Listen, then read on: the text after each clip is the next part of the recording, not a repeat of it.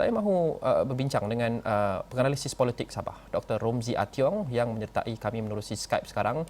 Okey, Dr. Romzi, sebelum ini kita ada banyak cakap-cakap sudah tentu berkenaan dengan mungkin terjejasnya harmoni antara UMNO dan Bersatu apabila mereka mahu memilih calon ketua menteri yang seterusnya, dan ini nampaknya sudah pun terjawab. Datuk Seri Haji juga duduk sebelah dengan Datuk Seri Bong sebentar tadi, nampaknya semua seperti okey.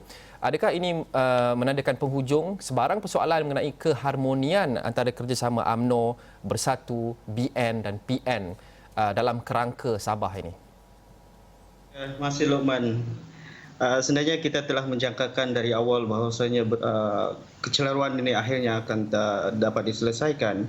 Kita yakin dengan kematangan kedua-dua pemimpinnya yang disebutkan tadi, dan sudah semestinya ini setidak-tidaknya menamatkan spekulasi yang kurang baik yang berlaku beberapa hari ini, dan kita yakin keharmonian di Sabah ini berdasarkan kerjasama yang ditunjukkan, khususnya ketika mengadakan press conference tadi. Itulah harapan yang kita hendakkan, dan apapun kita mengucapkan seawal ini tak hanya kepada GRS, ini sesuatu yang kita hendakkan untuk akhirnya melihat politik di Sabah ini stabil semula.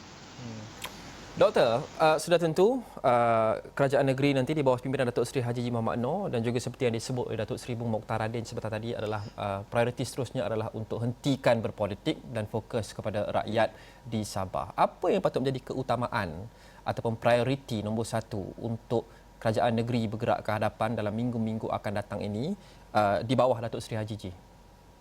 Baik, sesungguhnya cakap-cakap politik itu harus dihentikan. Kegiatan yang berkaitan dengan naratif politik itu hentikan. Saya buat seketika ini.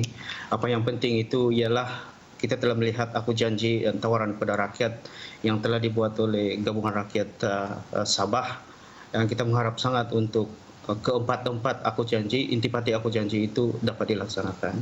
Kita melihat bahawa aku janji itu yang pertamanya ialah tentang hak-hak Sabah. Itu kita yakin sangat hal pertama yang perlu dilaksanakan oleh GRS.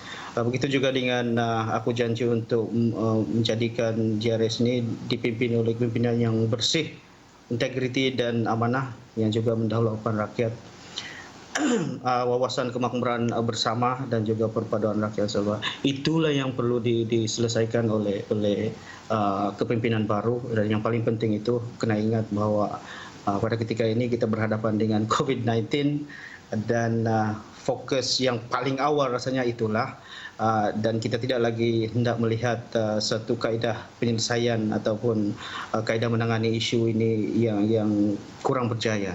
Dan kita yakin dengan pengalaman dan kepimpinan Datuk Seri Haji bahawa akhirnya semua ini akan dapat dilaksanakan. Dan yang paling penting itu koordinasi dan kerjasama tetap akan kukuh dalam kalangan pemimpin GRS. Tanpa hal yang demikian semua ini pastinya akan sia-sia, dan kita mengharapkan akhirnya kita tidak akan berhadapan lagi dengan kemelut politik yang melanda pada beberapa hari yang lepas, yakni kita pilihan raya pada 2018 dan akhirnya pilihan raya lagi pada 2020.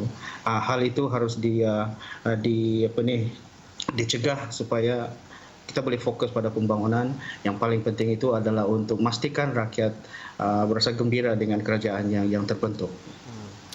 Bagaimana kerjasama dan juga kesinambungan dasar? COVID-19 adalah salah satu daripadanya, tapi banyak isu lain yang memerlukan penggemblengan tenaga dan koordinasi yang lancar antara kerajaan negeri dan juga kerajaan persekutuan. Bagaimana hubungan kerajaan negeri dan juga kerajaan persekutuan akan bertambah baik selepas ini, selepas GRS memenangi negeri Sabah dan juga diketuai oleh Datuk Seri Haji? Baik. Itu adalah isu yang paling wajar diperkatakan pada ketika ini. Kita melihat satu keadaan di mana ketika Warisan Plus menjadi kerajaan negeri, hubungan state federal itu kurang baik. Ini disebabkan mungkin beberapa isu tertentu seperti ketidakserasian di antara mantan ketua menteri dengan perdana menteri yang ada sekarang ini. Cumanya kita melihat apabila GRS ini menjadi kerajaan negeri, dan kita melihat dari dulu pun khususnya ketika bermulanya PRN ini, hubungan yang begitu encouraging berlaku di antara Datuk Seri Panglima Mahajiji dengan Perdana Menteri pada ketika ini. Selain itu, kita juga mendapat kelebihan apabila Datuk Seri Bong Mokhtar Ading itu juga mempunyai hubungan yang kuat dengan pemimpin-pemimpin lain di Persekutuan.